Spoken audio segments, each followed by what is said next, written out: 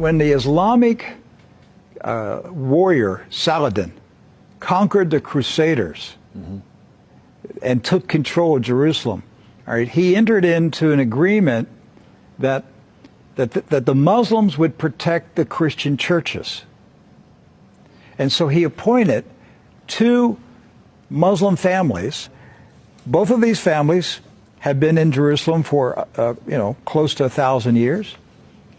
And each generation has passed down the key. The key. Right.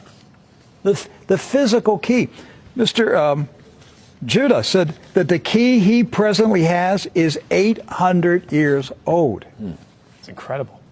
He had another key, but it broke. And this is a Muslim. I mean, yes. Adbi Judah is a Muslim. And he said it's a great honor for a Muslim to hold the key to the Church of the Holy Sepulchre, which is the most important church in Christendom.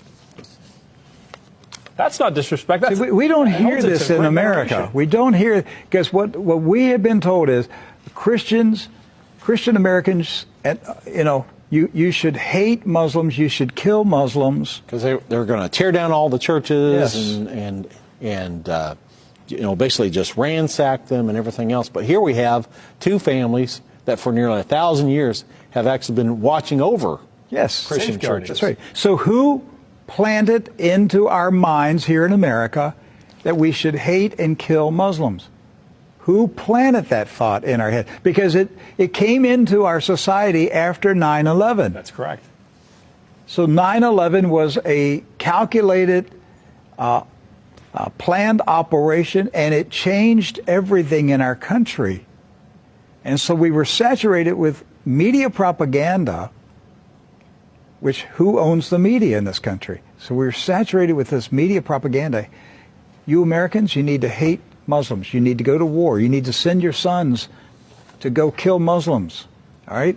And yet, when you go to the Middle East, you find out that the Muslims, like Christians, are taking care of Christian churches. Yes. Do not hold animosity against Christians or Americans, except in the case where Americans are pushing for war in their countries or trying to take their land.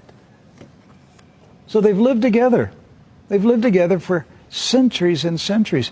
Jews, Christians, and Muslims have lived together for centuries. They were buying and selling. They were trading. They were doing business together. They were building houses next door to each other for centuries. And it didn't change until the Zionists came. Now, see, you say, wait a minute, I thought Zionists are Jews. Not all Jews are Zionists. And not all Zionists are Jews. Right. Zionism is a political movement. Yes. Right. It's an ideology. Yes. Not an ethnicity. And so when the Zionists came to Jerusalem and Palestine, basically in the 1920s and 30s and 40s, right, they came to agitate. They came to infiltrate. They came to seize control. And so they formed paramilitary groups, like Irgun. And that's where Ariel Sharon and Menachem Begin, these guys were young terrorists. Yes. That's right. And so there's where the hatred started to come in. The fighting, the animosity, the bitterness. But it didn't start until the Zionists appeared. The fighting, the animosity, the bitterness. But it didn't start until the Zionists appeared.